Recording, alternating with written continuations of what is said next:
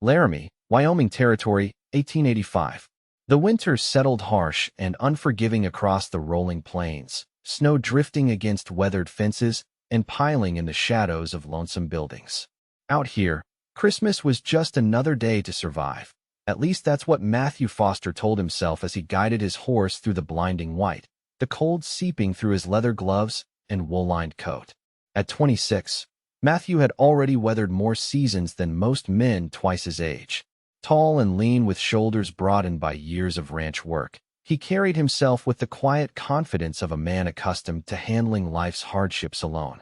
His clean-shaven face revealed features too handsome for a man who spent most days in solitude.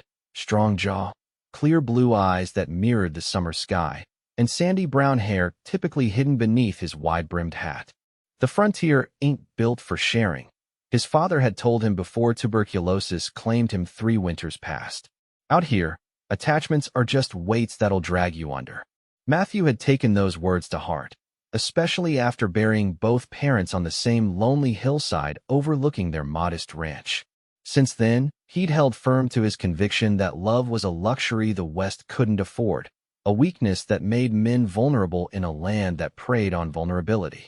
The Lazy F Ranch wasn't much, but it was his now 160 acres of Wyoming grassland with a small herd of cattle, a sturdy cabin, and endless work that kept his hands busy and his heart dormant. He'd convinced himself that's all he needed: independence, self-reliance, and the wide-open spaces that demanded nothing from him but survival. What he wanted was simple: to make the ranch prosper enough to prove his father's memory wrong, to show that a Foster could tame this wild country. What he would never admit, even to himself during those long, silent nights when the wind howled through the cabin cracks, was that sometimes the emptiness of the place pressed against him like a physical weight. As Matthew pushed his horse through deepening snow, following fence lines almost buried in white, he caught sight of something that didn't belong in this desolate landscape: smoke rising from the old Williamson place, abandoned since Joseph Williamson and his wife had left for Oregon the previous spring. The property shared boundaries with the Lazy F, and Matthew had been keeping an eye on it through the seasons, partly out of neighborly duty and partly because it was the smart thing to do. Squatters weren't uncommon in these parts, and with Christmas Eve bringing the worst blizzard of the season, Matthew couldn't ignore the possibility of trouble. He turned his horse toward the rising smoke, curiosity and caution wrestling in his mind. As he approached, the Williamson cabin emerged from the swirling snow, smaller than his own, but sturdy enough to have withstood Wyoming's punishing seasons. Light flickered through frost-covered windows, and the thin column of smoke suggested someone was desperately trying to keep warm. Matthew dismounted, tethered his horse in the meager shelter of the cabin's lee side, and approached the door with his hand resting on the revolver at his hip. He knocked firmly, hearing the wood rattle against its frame. Silence greeted him, then a soft shuffling. The door creaked open just enough for a pair of wary green eyes to peer through the gap. "State your business," came a feminine voice, strained with fear but determined to sound strong. Matthew removed his hat, snow falling from its brim. "Name's Matthew Foster. I own the neighboring ranch. Saw your smoke and wanted to make sure everything's all right." The door opened wider, revealing a young woman clutching a threadbare shawl around her shoulders. At 22, she was a vision that seemed wholly out of place in the harsh Wyoming winter. Golden blonde hair was pulled back in a simple braid, wisps framing a face whose beauty hadn't yet been weathered by frontier hardships. Her dress was plain calico, patched in places but clean, and her posture spoke of Eastern refinement now stiffened by caution. "Emma Williamson," she said, her voice steadier now. "Joseph Williamson's niece." Matthew's brow furrowed. Didn't know Joe had family coming. He didn't. Her lips pressed together in a thin line. "I was supposed to meet my uncle and aunt in Cheyenne last week, but when I arrived, I found a letter explaining they'd continued to Oregon without me. There was a misunderstanding about dates." She swallowed hard, pride visibly warring with practicality. "I used what money I had left to hire a wagon to bring me here, thinking I could at least have shelter until I figure out my next steps." The wind howled louder, sending a flurry of snow through the partially open door. Matthew glanced over his shoulder at the worsening storm, then back at the young woman whose thin shawl couldn't possibly be enough against Wyoming's cruel winter. Your fire's burning poorly, he observed, noting the way smoke backed into the cabin rather than rising properly through the chimney. Chimneys likely blocked with bird nests or worse. Emma's composure faltered for just a moment. I've been trying to clear it, but, she stopped herself, squaring her shoulders. I'll manage. In that moment, something shifted in Matthew's carefully ordered world. Here was someone who, like him, was facing the frontier alone, yet unlike him, she wasn't equipped for its merciless demands. The thought of leaving her to manage on Christmas Eve, with a blizzard raging and temperatures dropping dangerously low, struck him as wrong in ways he couldn't articulate. Miss Williamson, he said formally, that chimney won't draw properly tonight without the right tools. And this storm's set to be the worst we've seen this season. He hesitated, weighing his next words carefully. I have room at my place. It's not fancy, but it's warm, and you'd be welcome to stay until the weather breaks.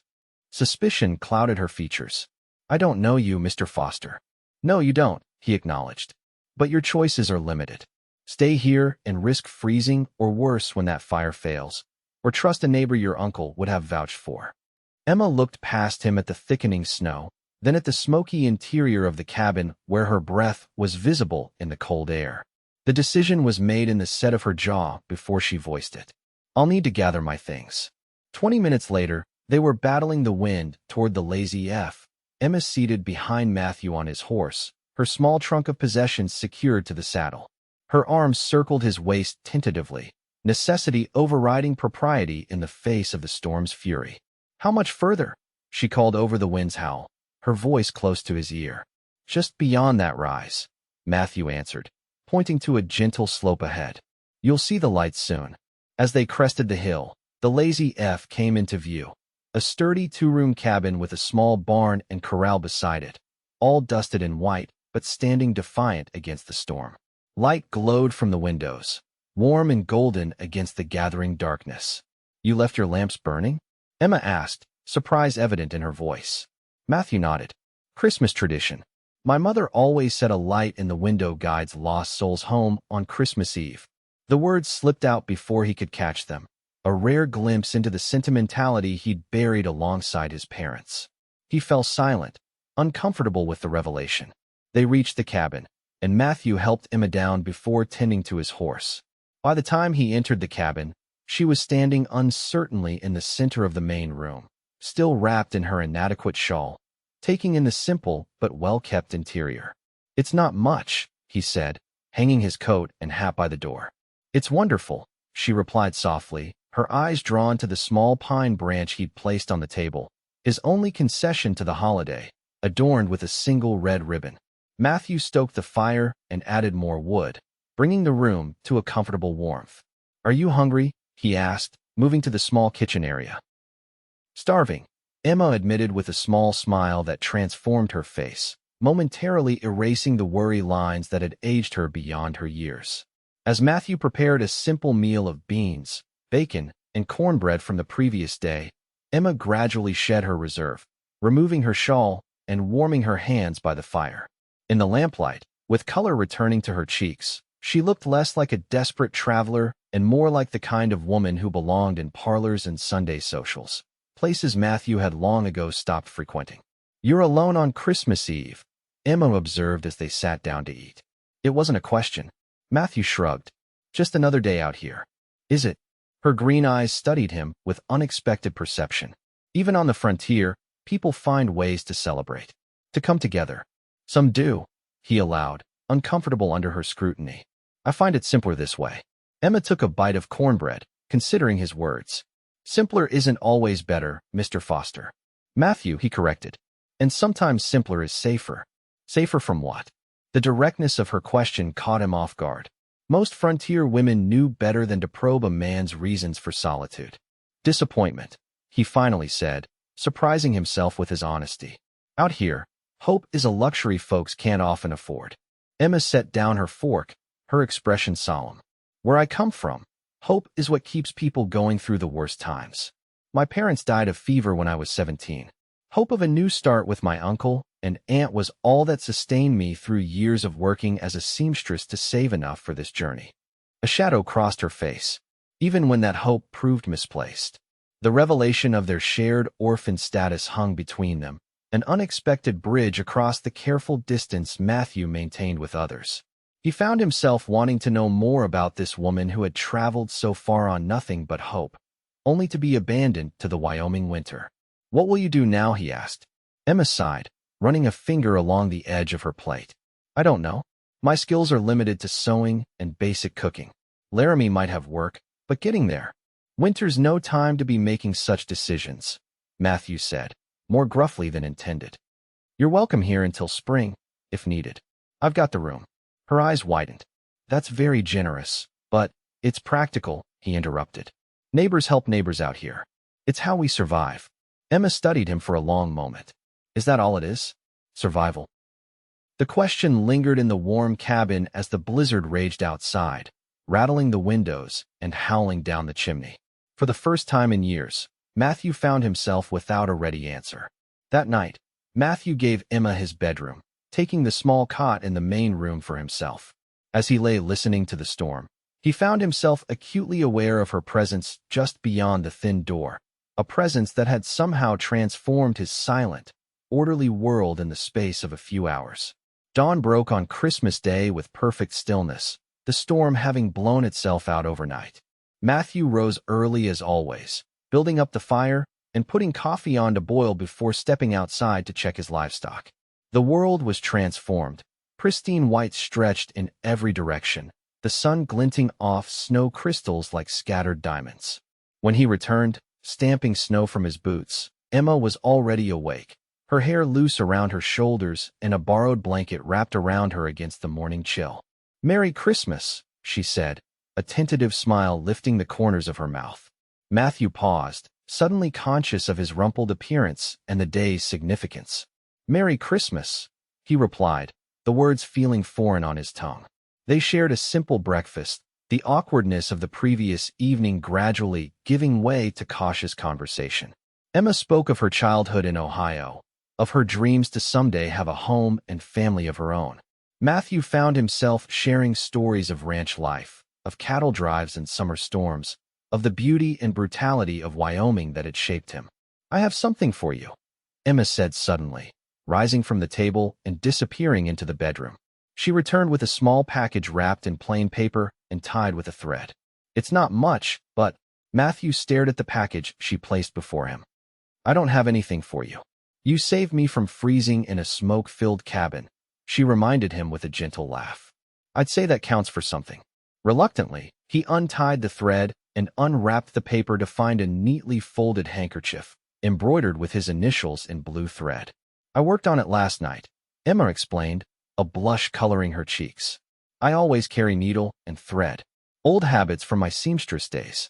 Matthew ran his thumb over the precise stitching, something tightening in his chest. "Thank you. It's been a long time since anyone gave me a Christmas gift." "Too long, I think," Emma said softly. The days following Christmas brought clear skies and bitter cold. Emma quickly made herself useful around the cabin, mending clothes Matthew hadn't realized needed mending, organizing his sparse provisions with efficient care, and preparing meals that reminded him how poorly he'd been feeding himself. He found her company strangely comfortable. Emma didn't fill silence with needless chatter, but when she did speak, her observations were thoughtful and often laced with a quiet humor he hadn't expected. She asked intelligent questions about ranching and listened carefully to his explanations, gradually painting a picture of a woman as strong in mind as she was gentle in manner. On New Year's Eve, a week after Emma's arrival, Matthew returned from checking his cattle to find her standing on a chair in the main room, hanging something from a beam. "What are you doing?" he asked, removing his hat and coat. Emma turned, slightly flustered at being caught. "It's a tradition where I come from. Whatever you're doing when the new year arrives is what you'll be doing all year." She gestured to the small bundle of dried herbs and flowers hanging from the beam. "This is supposed to bring good fortune." Matthew moved closer, examining the carefully tied bundle. "Where did you get this?" "I found the dried herbs in your kitchen stores, and these are the dried flowers I pressed in my Bible during the journey west." She stepped down from the chair, smoothing her skirt. "I hope you don't mind." "No," he said, surprised to find he meant it. "I don't mind." That evening, They shared the last of Matthew's preserved apple pie and watched the stars through the frosted window, counting down to midnight by Matthew's pocket watch. As the new year arrived, Emma turned to him with eyes bright in the firelight. "What do you wish for this year, Matthew?" The question caught him unprepared, opening a door he'd kept firmly closed. Looking at Emma, her golden hair shining in the firelight, her face animated with hope despite everything she'd lost, Matthew felt something shift within him, like ice breaking on a spring river. "I'm not sure anymore," he admitted, the truth of it surprising him. January brought a brief thaw that turned the snow to slush before freezing again, creating treacherous conditions that kept them largely confined to the cabin. Matthew taught Emma to play checkers using buttons as pieces, and she taught him card games her father had shared with her as a child. In the evenings, she read aloud from the few books he owned, her voice bringing new life to words he'd read countless times before. It was during one such evening, with Emma reading by lamplight while Matthew cleaned his rifle, that the first complications arose. A pounding at the door startled them both. Matthew set aside his rifle and moved cautiously to the door, his hand near his sidearm. Emma closed the book, watching with sudden tension as Matthew opened the door to reveal a man bundled against the cold, his horse steaming in the frigid air behind him. "Marcus Jennings," Matthew acknowledged, recognizing the bank manager from Laramie. "What brings you out in this weather?" "Business, Foster," Jennings replied, his gaze shifting to Emma with undisguised interest. "I see you have company." "This is Miss Williamson, Joseph Williamson's niece," Matthew explained, stepping aside to allow the man entry. "She's staying here temporarily." Jennings removed his hat, revealing thinning hair and calculating eyes. At 40, he was one of Laramie's most prosperous citizens, with interests in banking, land speculation, and, some whispered, less reputable enterprises. "Miss Williamson," he greeted with an oily smile. "A pleasure. I was well acquainted with your uncle." "Mr. Jennings," Emma responded with a polite nod, though Matthew noticed her instinctively draw back. Turning to Matthew, Jennings's expression hardened. "I've come about the loan payment, Foster. It was due last week." Matthew's jaw tightened. "I told Morgan at the bank I'd be in when the weather cleared. The cattle survived the blizzard, but I can't exactly drive them to market in these conditions." "Arrangements were made, terms agreed upon," Jennings countered smoothly. "The bank's patience isn't infinite, especially given the uncertain nature of your operation." Matthew felt Emma's questioning gaze, but kept his focus on Jennings. 2 weeks. That's all I need." Jennings studied the cabin, his gaze lingering on Emma before returning to Matthew. 1 week, Foster. Or we'll have to consider foreclosure proceedings." He smiled thinly. "I'm sure Miss Williamson wouldn't want to be caught in such an unfortunate situation." After Jennings departed, silence fell heavy between them. Matthew stood at the window, watching until the banker's horse disappeared into the gathering darkness. "You're in financial trouble," Emma said finally, her voice gentle but direct. Matthew turned, his expression guarded. "It's not your concern.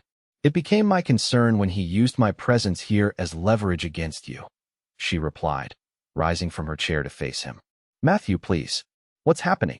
He ran a hand through his hair, the weight of secrets suddenly too heavy to bear alone.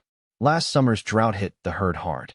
I had to take a loan to buy feed and make improvements to the water system." He gestured around the cabin. "Everything I have is tied to this place. If Jennings forecloses, you'll lose it all," Emma finished for him. She was quiet for a moment, thinking. "How much do you need?" Matthew shook his head. "I won't take your money, Emma.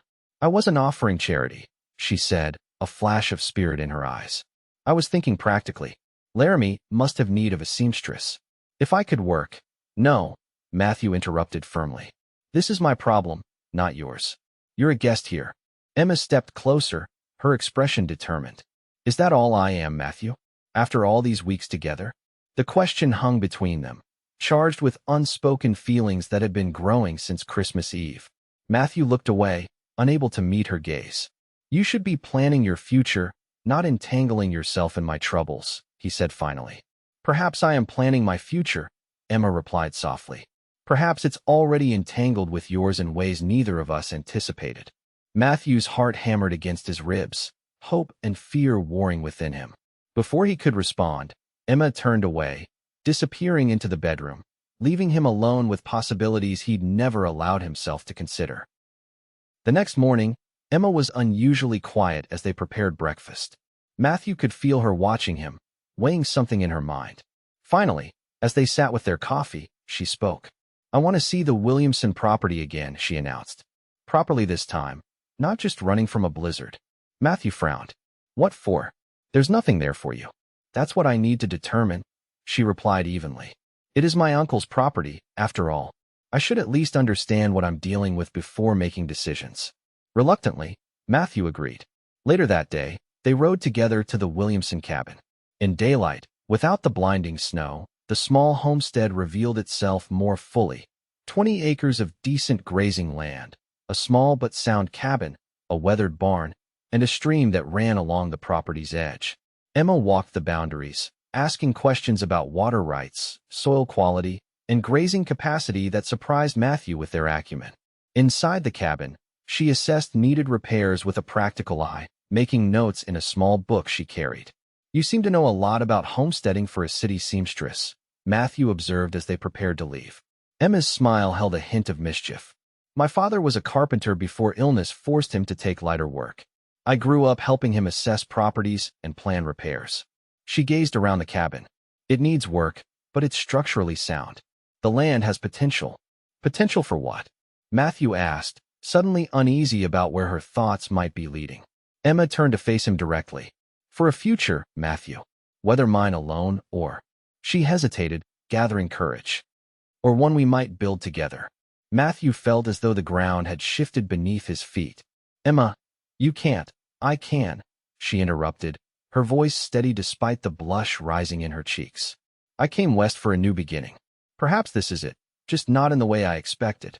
"You hardly know me," he protested weakly. "I know enough," she countered. "I know you're honorable and hardworking. I know you took in a stranger on Christmas Eve when you could have left her to fend for herself. I know we've lived together for weeks now, and never once have I felt anything but respected and safe." She stepped closer, her green eyes searching his face. "What I don't know is whether you feel anything for me beyond neighborly obligation. That's what I'm asking now, Matthew. Not for promises or declarations, just for truth." Matthew stood frozen, walls he'd built over years threatening to crumble under her steady gaze. The truth was there, had been growing since that snowy night, but admitting it meant accepting vulnerability he'd sworn to avoid. "I can't offer you what you deserve," he said finally, his voice rough. "A man with a failing ranch and debts piling up. That's not what I asked," Emma said softly. "Circumstances change. Fortunes rise and fall. I asked about feelings, Matthew." Before he could answer, the distant sound of approaching horses caught their attention. Matthew moved to the window, tensing as he recognized Jennings leading 2 other men toward the cabin.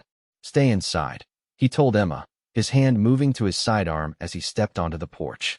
Jennings reined in his horse, flanked by 2 men Matthew recognized as his business associates from Laramie. "Foster," he called, "just the man I was looking for. And on Williamson land, no less." "What do you want, Jennings?" Matthew demanded, noting the way the other men's hands hovered near their weapons. Jennings dismounted, a document case tucked under his arm. "As it happens, I've come about this very property. The Williamsons signed over their deed to the bank before departing for Oregon, collateral against a loan they never repaid." He smiled thinly. "I've been meaning to post notices, but the weather's been so uncooperative." "That's a lie," Emma declared, stepping onto the porch despite Matthew's warning. "My uncle owned this land outright. He wrote as much in his letters." Jennings's eyes narrowed at her appearance. "Miss Williamson, I presume? I'm afraid your uncle misrepresented his situation. Common enough among frontier folk." He patted the document case. "The papers are quite clear. The bank now owns this property, just as it will soon own Foster's ranch if certain obligations aren't met." Matthew felt cold clarity settling over him. "You're trying to piece together all the adjacent properties." "Smart man," Jennings acknowledged with a nod. "The railroad's coming, Foster. Those who control the land will control the future of Laramie County." He glanced between Matthew and Emma. "Of course, arrangements could be made. Miss Williamson, a woman of your refinement, might find life more comfortable in town than on a failing ranch. I'd be happy to discuss possibilities over dinner." Emma's face flushed with anger. Mr. Jennings, I wouldn't dine with you if you were the last man in Wyoming Territory. Jennings's expression hardened. Pride is a luxury, Miss Williamson. 1 week, Foster, he added, remounting his horse. Then both these properties will be mine. Consider your options carefully. As the men rode away, Matthew turned to Emma, seeing the mixture of anger and determination in her eyes. He's lying about your uncle's property, he said. Joe Williamson was many things, but he wasn't careless with his land. Can we prove it? Emma asked. Matthew thought for a moment. Maybe.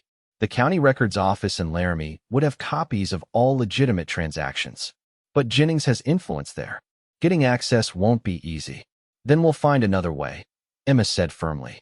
I didn't come all this way to have my future stolen by a man like Marcus Jennings. They returned to the Lazy F with new purpose, the unfinished conversation between them temporarily set aside in favor of immediate concerns. That evening, as they pored over Matthew's own property documents, searching for any leverage against Jennings, a knock at the door startled them both. This time, the visitor was Elijah Cooper, the elderly postmaster from the small trading post 10 miles north. Sorry to trouble you so late, Foster, Cooper said, stamping snow from his boots. But I've been holding this letter for the Williamson place, and word reached me their niece might be staying here. Emma accepted the letter with trembling hands, recognizing her aunt's handwriting. Opening it, she read quickly, her expression shifting from concern to relief. It's from my aunt, she explained to Matthew after Cooper departed. Posted from Oregon months ago. She apologizes for the confusion about dates and explains that my uncle left documents with their lawyer in Cheyenne, including the deed to their property. Matthew felt hope spark for the first time. If we can get those documents before Jennings files his false claim. We need to go to Cheyenne, Emma concluded, already moving to gather her things. The journey to Cheyenne was grueling. 2 days of hard riding through bitter February cold. They took turns in the saddle, stopping only when absolutely necessary at roadhouses along the stage route. Matthew found himself constantly aware of Emma pressed against his back, her determination matching his own as they raced against Jennings's deadline.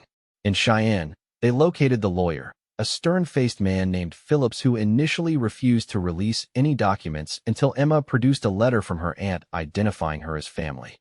Joseph Williamson was quite clear, Phillips explained, retrieving a sealed envelope from his safe.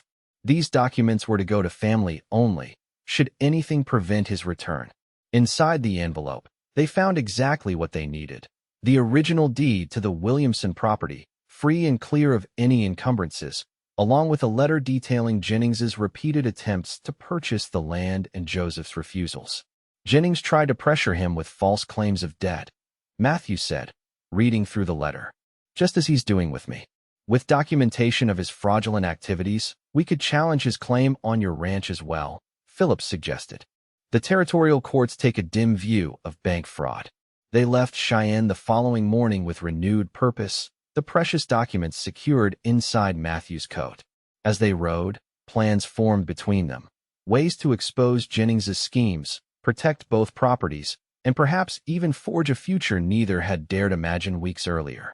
It was during their final night on the trail, camped beneath a canopy of stars with a small fire between them, that Matthew finally found the courage to finish the conversation Emma had started at the Williamson cabin. You asked me a question, he said quietly, watching her across the flames. About how I feel. Emma looked up from the fire, her eyes reflecting its light. I remember. Matthew took a deep breath, pushing past years of self-imposed isolation. When my parents died, I convinced myself that being alone was safer, that attachments were weaknesses out here. He met her gaze steadily. I was wrong, Emma. These weeks with you, they've shown me how empty my life had become. He moved around the fire to sit beside her, taking her hand in his. I can't promise wealth or ease. Even if we stop Jennings, ranching is never a sure thing. But I can promise this. If you choose to stay, to build something with me, you'll never face the hard times alone again. Emma's fingers tightened around his. Is that a proposal, Matthew Foster? It is, he said, surprising himself with the certainty in his voice. I love you, Emma Williamson. I think I have since Christmas Eve, when you stood in that doorway refusing to admit how desperate your situation was. Emma laughed softly, tears gathering in her eyes. We're quite a pair, aren't we? Both too stubborn to admit when we need help. She leaned forward, resting her forehead against his. Yes, Matthew. I choose you, the hard times and the good ones. Their return to Laramie County came just one day before Jennings's deadline. They rode directly to the county records office, where Phillips's colleague, a young lawyer eager to make his mark, was waiting to help them file the legitimate Williamson deed and challenge Jennings's claims. Word spread quickly through the small community. By evening, several of Matthew's neighboring ranchers had gathered at the Lazy F, offering testimonies of similar pressure tactics Jennings had used against them. The territorial marshal, summoned from Laramie, listened with growing interest to the pattern of fraud emerging from their collective stories. Jennings arrived the following morning, flanked by his associates and clearly expecting to claim his prizes. Instead, he found the marshal waiting, along with Matthew, Emma, and half a dozen determined ranchers. Marcus Jennings, the marshal announced formally. I'm investigating claims of bank fraud and attempted land theft. I'll need to see all documents related to the Foster and Williamson properties. Jennings's face paled beneath his well-groomed beard. This is absurd. Foster is simply trying to avoid paying his legitimate debts. That's interesting, the marshal replied calmly, because I have statements from 6 other property owners describing similar tactics. Claims of unpaid debts that mysteriously appeared just as the railroad surveys were being completed. As Jennings blustered and threatened, Matthew stood with Emma at his side, her hand firmly clasped in his. The fear that had governed his life for so long, the certainty that attachment meant vulnerability, had transformed into something else. Standing together, they were stronger than either could be alone. 3 months later, on a perfect May morning with wildflowers blooming across the prairie, Matthew and Emma Foster stood on the porch of the Lazy F Ranch, watching as neighbors and friends gathered for their wedding celebration. The marshal's investigation had uncovered extensive fraud in Jennings's operations, resulting in the banker's arrest and the cancellation of Matthew's questionable debt.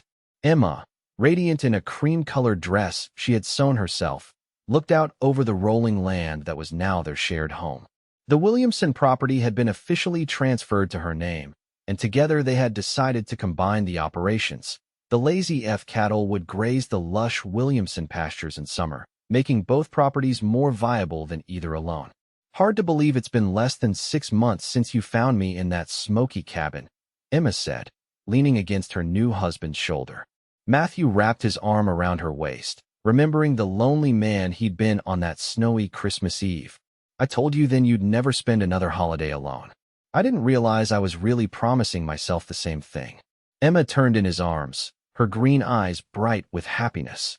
Do you remember what you said about hope being a luxury out here? Matthew nodded, smiling down at her. I was wrong about that too. No, Emma said softly, placing his hand against her stomach where their first child had just begun to grow. Hope isn't a luxury, Matthew. Out here, it's the only thing that matters.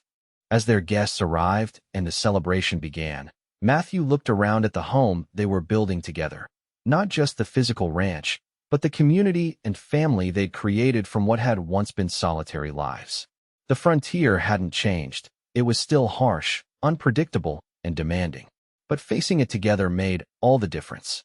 That night, as they danced under lantern light with friends and neighbors surrounding them, Matthew finally understood what his mother had meant about the light in the window guiding lost souls home. Emma had found her way to him through a blizzard, and in doing so, had led him home to himself.